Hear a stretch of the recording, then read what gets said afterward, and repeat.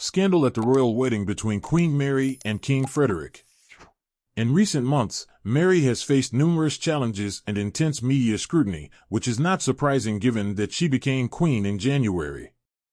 Everyone is eager to see how she handles her new role. Despite all the adversities, Mary stands firmly by her husband, King Frederick, ushering in a new era as queen consort. This new chapter is one where she proves that together, they can overcome anything. Since the coronation, both have been striving to live a normal life, attending various royal duties together and separately. They have left behind the tough times in their relationship, and Mary has even opened up about her mental health struggles, a statement that made headlines worldwide. While the couple appears to have regained their footing, Mary's daughter-in-law, Margarth, brought back the unlucky hat for the 175th anniversary of the Copenhagen Constitution. But what is wrong with this item, and why does it bring back bad luck? Mary is known for reusing her favorite clothes and accessories. However, her daring choice to wear the coral-colored hat, which had previously caused her much trouble, attracted significant attention. The hat, designed by Suzanne Juel, had already given her some headaches and was worn at a reception the day before she married Frederick. Why is it called unlucky? Although she managed to keep the hat in place this time and avoid any mishap, Mary had issues with it on 2 previous occasions. What happened? While standing on the steps of the Parliament, a sudden gust of wind surprisingly blew the hat off her head. Mary took this mishap with humor and laughed as a security guard had to return it to her. But that wasn't the only incident. The mother of 4 wore it again in 2006 during a visit to the Danish island of Bornholm. Nearly 20 years later, Frederick's wife dared to wear it again, this time paired with a stunning bright pink dress by Andrew Gian, with her hair tied back. The Danish Queen consort also wore nude heels by Prada. The monarchs, along with the late Margarth and Princess Benedict, first attended a service at the Holan church with members of Parliament, followed by a ceremony at Christiansborg Palace, the evening which the press widely reported as involving a cursed accessory. For many, this was noteworthy. Mary is known for reusing her favorite items internationally, and she is called the Queen of Sustainability. Among the duties she has taken on during her royal career, she has always been an active supporter of the global fashion agenda and the Copenhagen Fashion Summit initiatives, aimed at creating a community and achieving carbon neutrality in the industry. We haven't seen ethical consumers penetrate the mainstream fashion industry as much as in other areas, and that's partly because they have a very irrational purchasing model, Mary said in an interview in 2019. When we buy clothes, we often associate them with feelings, joy, dreams, and passion, and they are deeply connected to our identity.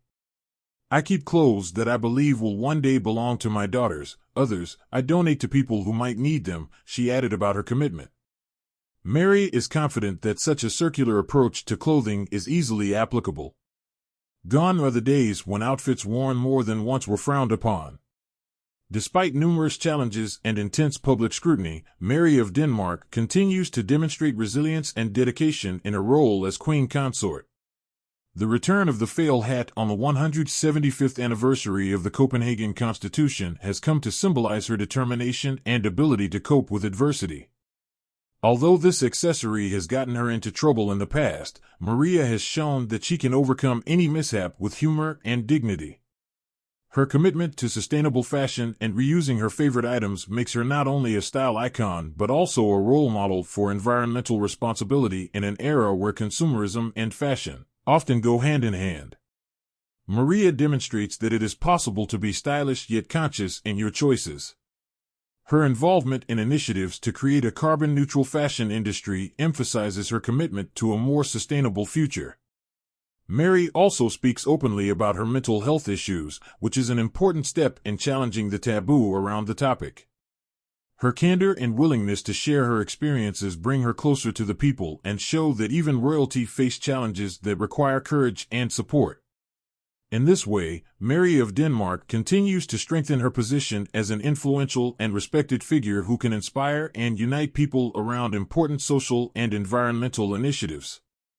Her example shows that even in the most difficult situations, it is possible to maintain dignity, humor, and commitment to one's principles.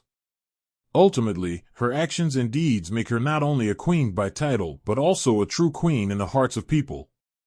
A few days ago, Hugh Grosvenor, Duke of Westminster, known as the richest person in the United Kingdom under the age of 40 due to the vast fortune he inherited after his father's death, married his fiancée, Olivia Henson, in a grand ceremony at Chester Cathedral.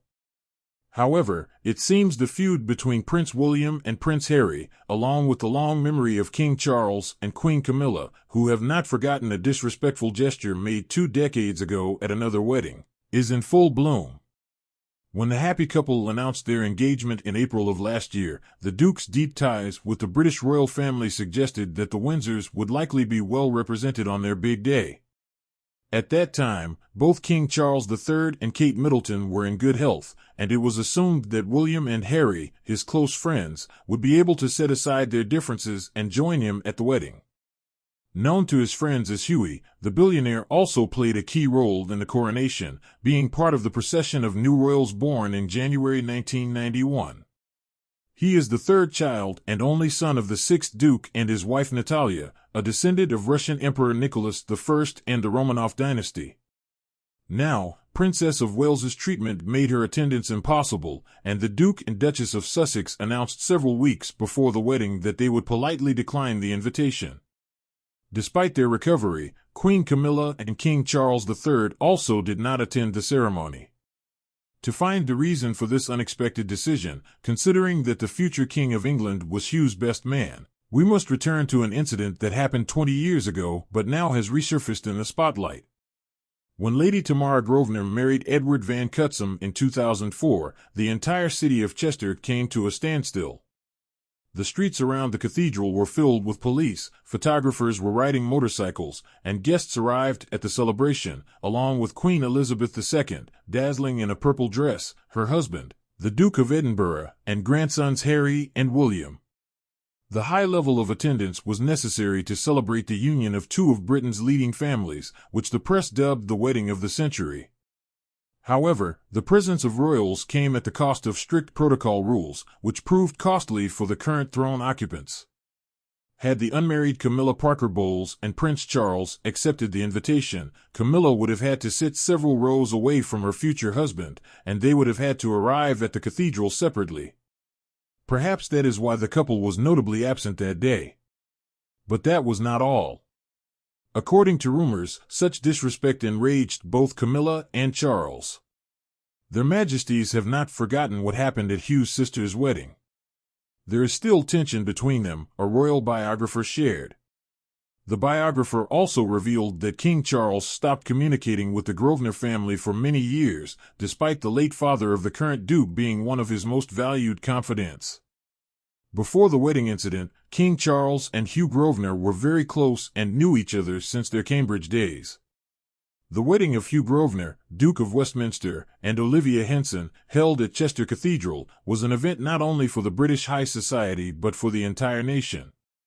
However, the absence of key members of the royal family, including King Charles III and Queen Camilla, as well as Prince William and Prince Harry, sparked a flurry of discussions and speculations. The origins of this unexpected decision trace back to an incident at the wedding of Hugh's sister, Lady Tamara Grosvenor, in 2004. The protocol restrictions of that time caused dissatisfaction for Camilla Parker Bowles and Prince Charles, which, according to rumors, led to prolonged tension between the royal family and the Grosvenor family. Despite the many years that have passed since then, this incident seemingly left a deep mark on the relationships between the two families.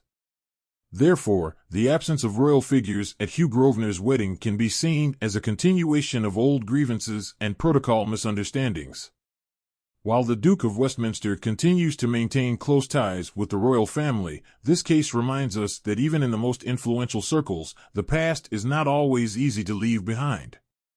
What are your thoughts on this? Let me see them in the comments. Thanks and have a nice day.